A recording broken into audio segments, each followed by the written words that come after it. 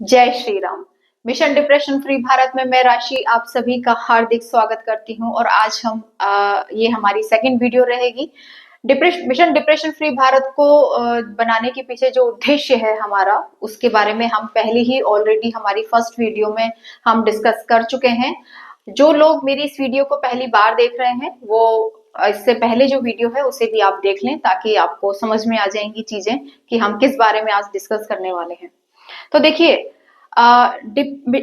Depression को समझने से पहले और एंजाइटी क्यों होती है, डिप्रेशन क्यों होता है और डिफरेंट तरह के जो भी मेंटल इश्यूज हैं वो क्यों होते हैं, किस वजह से होते हैं, वो जानने से पहले हमें समझना पड़ेगा अपनी बॉडी को, अपने माइंड को और अपने सबकॉन्शियस माइंड को, अपने अनकॉन्शियस माइंड को, कि वो किस तरह से वर्क करते हैं। क्योंकि जब तक हम उसे नहीं समझेंगे कि वो किस तरह से वर्क करते हैं, किस तरह से उनका फंक्शंस क्या है, किस तरह से वो रेस्पॉन्ड करते हैं, उनका क्या क्या उनका क्राइटेरिया है, वो किस तरह से किस पर्टिकुलर सिचुएशन में कैसे रेस्पॉन्ड करते हैं और क्या रीजन है, उसको समझना पहले बहुत जरूरी है। क्योंकि देखिए, पहले एबीसीडी पढ़ी जाएगी, डायरेक्ट आपको मैं फिफ्थ क्लास या सिक्स क्लास का पेपर में नहीं बिठा सकती। और अगर मैं डायरेक्ट आपको सिखाने लग जाऊं कि डिप्रेशन ये होता है, डिप्रेशन वो होता है, ऐसे होता है, अब ये इलाज कर लो, वो कर लो, ये वर्क नहीं करेगा। आपको इसकी कोर को समझना होगा, आपको डीप में जाना होगा कि आखिर ये कहां से जन्म लेता है, ये जन्म कहां से होता है इसका, ये पैदा कहां से होता है। डेफिनेटली पैदा तो ये हमारे माइंड से ही होता है। तो सबसे पहले हम समझेंगे, और मैं आपको यहाँ एक चीज क्लियर कर दूं कि मैं जो कुछ भी समझाने जा रही हूँ ना, मैं उसको आपको पूरे आध्यात्मिक तरीके से समझाऊंगी, क्योंकि मैंने भी आध्यात्मिक तरीके से ही समझा है। जो जिस तरीके से जिस चीज को समझता है वो उसी तरीके से उसे बताता है। जिसने उसे साइंटिफिक तरीके से समझा हो वो उसे साइंटिफिक तरीके से बता सकता है, जिसने उसे किसी और लैंग्वेज में समझा हो, और तरीके से समझा हो, उसे उस तरीके से समझा।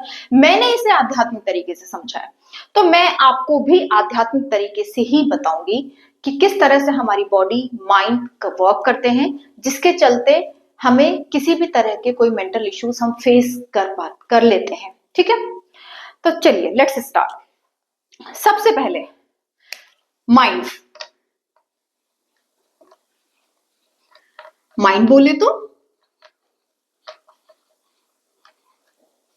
माइंड बोले तो क्या माइंड बोले तो क्या माइंड का मतलब क्या? अब आप कहोगे माइंड का मतलब क्या? अब माइंड तो एक इंग्लिश वर्ड है। हिंदी में इसको अगर हम अध्यात्म की भाषा से देखें तो माइंड का मतलब होता है मन। ठीक है, हिंदी में हम इसे क्या कहेंगे? मन। मन को माइंड यानी मन। ठीक, अब हम समझते हैं माइंड माइंड है, मन है। ठीक है, अब ये चीज तो हमें समझ में आ गई कि ठीक है, माइंड को मन कहते हैं। अब यहाँ पे हमें ये समझना है कि हमारा जो माइंड है वो तीन हिस्सों में बटा हुआ है। ठीक है, तो उसके तीन पार्ट है। पहला है हमारा कॉन्शियस माइंड।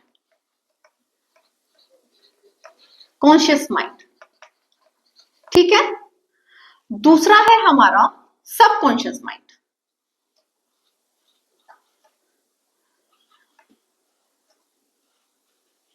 Subconscious mind. और तीसरा है हमारा अनकॉन्शियस माइंड।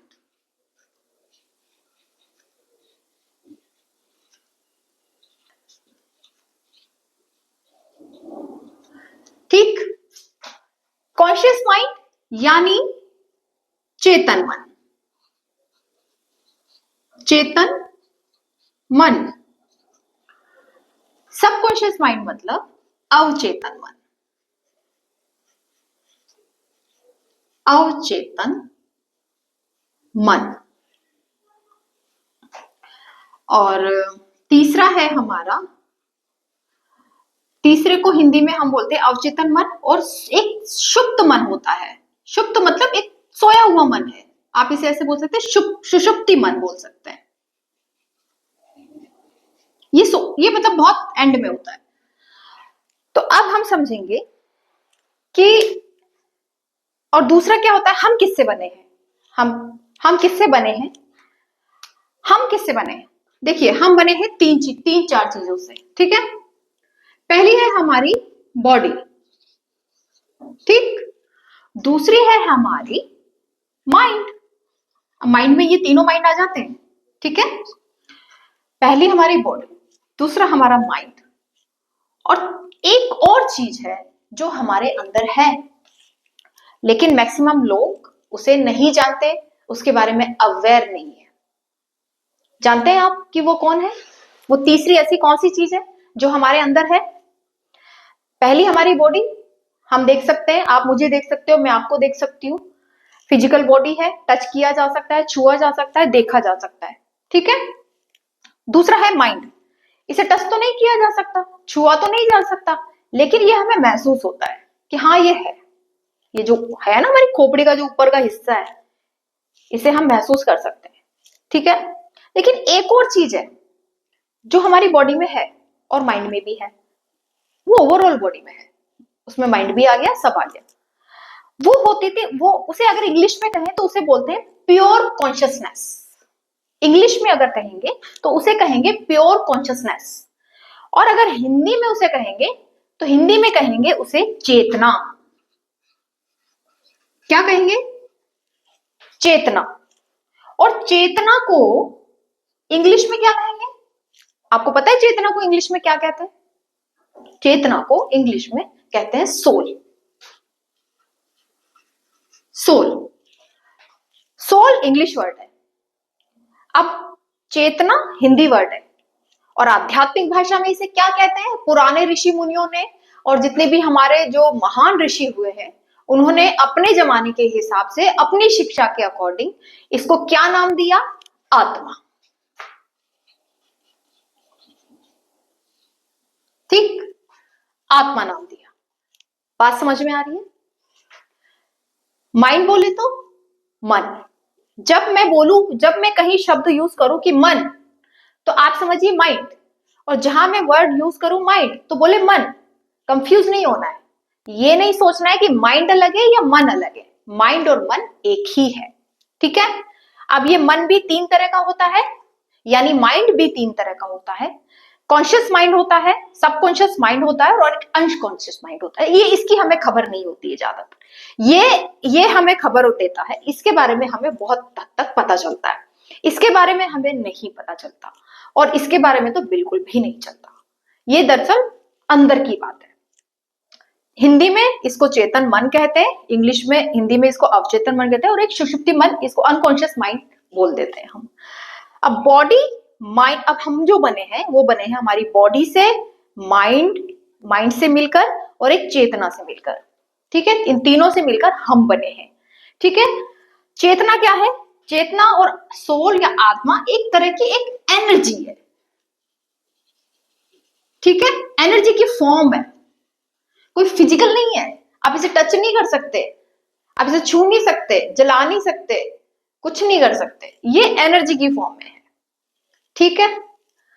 चलिए ये चीजें समझ में आ गई, अब हम दूसरा समझते हैं।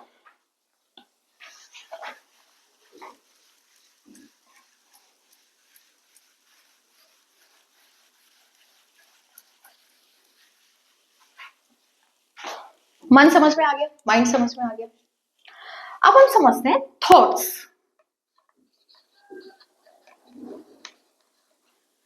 थॉट्स क्या होते हैं?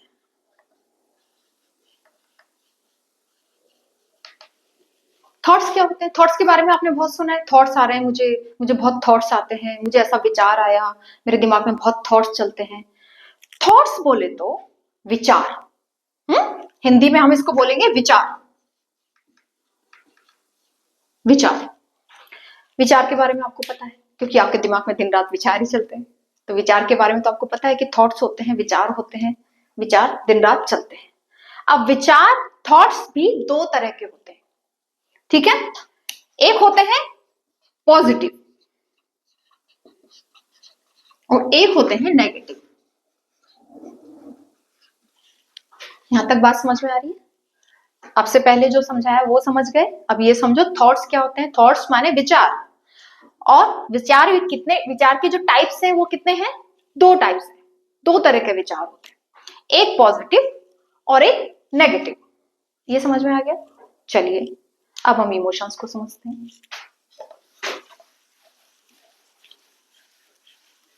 ये मैं अभी आपको सिर्फ एबीसीडी पढ़ा रही हूँ, ताकि जब आगे मैं बड़ी क्लास लूं, कुछ आपको सेंटेंस बनाना सिखाऊं, तो आप कनेक्ट कर पाओ, अच्छे से कनेक्ट कर पाओ। ऐसा ना हो कि मैं कुछ बता रही हूँ तो फिर आप सोच में पड़ जाओ, मन का मतलब क्या है, माइंड का मतलब क्या है, ये तो हमें पता ही नहीं है, सबकॉन्शियस माइंड क्या है, ये तो हमें पता ही नहीं है, तो आप नहीं समझ पाओगे। इसलिए मैं आपको बेसिक से सिखाऊंगी, यानी बेसिक से मतलब शुरू से, ताकि आप अच्छे से समझ जाए। मेरा उद्देश्य है आप समझ जाए, क्योंकि मुझे ऐसा लगता है कि जिस दिन आप समझ गए उस दिन आपकी लाइफ एक यू टर्न ले लेगी। ठीक है, अब हम समझते हैं इमोशंस। इमोशंस क्या है? ठीक, इमोशंस और फीलिंग एक ही बात है ना? दो नाम इसके पर्यायवाची हम बोल सकते हैं इसको, फीलिंग्स। ये क्या है भाई? इमोशंस क्या होते हैं, फीलिंग्स क्या होती है? किसी ने हमें गाली दी और हमें लगा कि बुरा लगा, फीलिंग आई अंदर से कि अरे इसने तो मुझे गाली दे दी, मुझे बुरा लगा, फील हो रहा है, मुझे कुछ अंदर नेगेटिव सा लग रहा है। इमोशन एक तरह की फीलिंग होती है, एक तरह का एहसास होता है कि, और ये एहसास किसको होता है? ये एहसास आपकी बॉडी और माइंड दोनों को होता है। ये मत कहना कि सिर्फ मुझे माइंड को एहसास हो रहा है, फीलिंग आ रही है। फीलिंग जब आएगी तो वो माइंड और बॉडी दोनों के लेवल पे आएगी, है ना? जैसे आपने कभी नोटिस किया होगा कि जब भी आपके साथ कुछ भी कोई नेगेटिव बोलता है, या नेगेटिव आपको कुछ कहता है, या डांटता है, या किसी भी तरीके से कुछ कहता है, तो आपकी बॉडी में से भी कुछ नेगेटिव वाइब्रेशंस निकलती हैं, लाइक वार्मिंग, वार्म वार्म सा आपको फील होता है। समटाइम्स आपके कानों में कुछ वार्म फील होता है, समटाइम्स आपके कान में वार्म, चिक आपके वार्म वार्म हो जाते हैं, गरम गरम से लगते हैं, गले में गर्मी फील होती है। वो क्या है? वो नेगेटिव एनर्जी है जो आपको बॉडी के लेवल पे फील हो रही है, और सेम वही माइंड के लेवल पे भी फील होती है। तो इमोशन मतलब कोई भी ऐसा एहसास जो हमारे शरीर और मन को हो रहा है, शरीर को भी हो रहा है, मन को भी हो रहा है, और हमें या तो अच्छा फील करा रहा है या फिर नेगेटिव फील करा रहा है। इमोशन भी दोनों तरह के हो सकते हैं, इमोशन पॉजिटिव भी हो सकते हैं, इमोशन नेगेटिव भी हो सकते हैं।